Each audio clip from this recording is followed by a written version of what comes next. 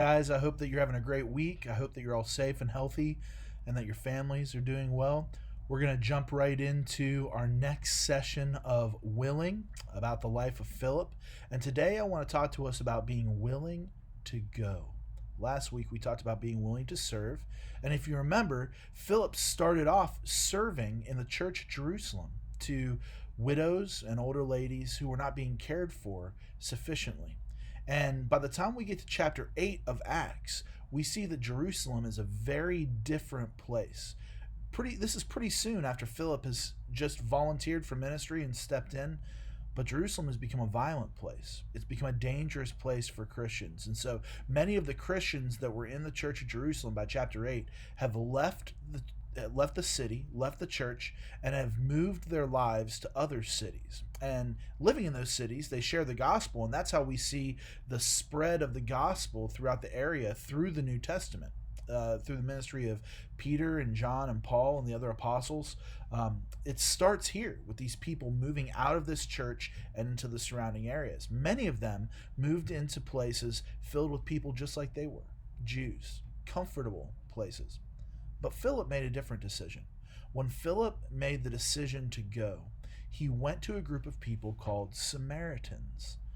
Now, we hear a lot of talk about the Samaritans in the New Testament, but let me give you a brief overview. Remember, in the Old Testament, God's people are taken captive. One kingdom is taken captive by the Assyrians, the other kingdom is taken captive by the Babylonians, and they live in Assyria and in Babylon for a long period of time.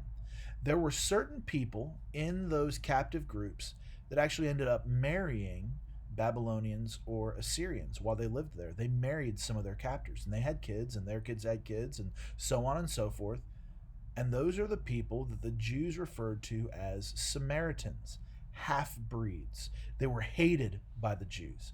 And even though Samaritans worshiped the one true God and their culture was pretty similar to Jewish culture, they weren't allowed into Jewish cities, they weren't allowed into Jewish temples, they were rejected and hated and treated as less than by the Jews.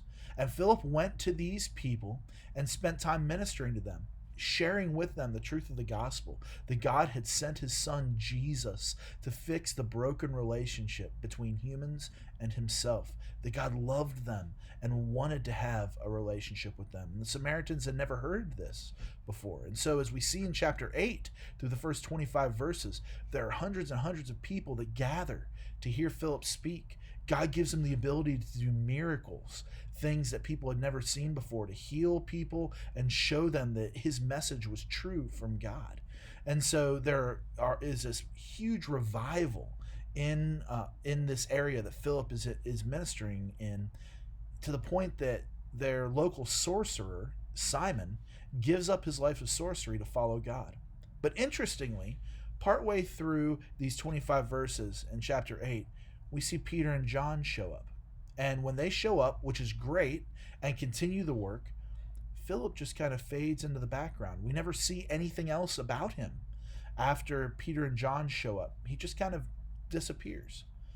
He doesn't make a fuss. He doesn't make a stink. He doesn't say, well, I was here first, and I'm the one that really cared about these people. Because it wasn't about him. And Philip understood that his ministry was not about making himself look good or getting a following for himself. His ministry was about going and serving people. It was all about the Samaritans. And so Philip was willing to step back and let God's chosen servants continue his work. I found this chapter so profound and interesting because we see a man that has a servant's heart and he's willing to go to people that hadn't been accepted by anyone else, that everyone had rejected, but people that were thirsty and looking for the truth of God. And it made me think about the people in our lives that are kind of rejected, people that are kind of on the fringes. They don't have a lot of relationships. They don't have a lot of people sharing in their lives. We all know people like this, people that are marginalized and forgotten.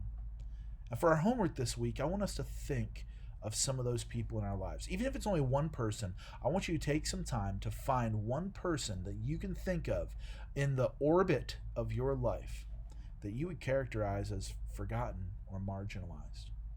And then I want you to sit down with your parents this week, and And I want you to talk to them about coming up with a plan of how you can minister to and serve this person. Maybe you can have them over to your house once the whole stay at home thing is over. Maybe you can go out and get some coffee or wings or whatever it is you get and just spend some time getting to know them. Maybe there's something you can actually do for them. But let me ask you, just like Philip, are you willing to go? Are you willing to step outside of your comfort zone, outside of your normal rhythm of life, and go into the lives of others to serve them? This might mean for some of us that we end up going somewhere else and living a life as a missionary sharing the gospel. But for all of us, it's going to mean that we step out of what we are comfortable with and step into the lives of those in need. This week, let's be like Philip, who is willing to go.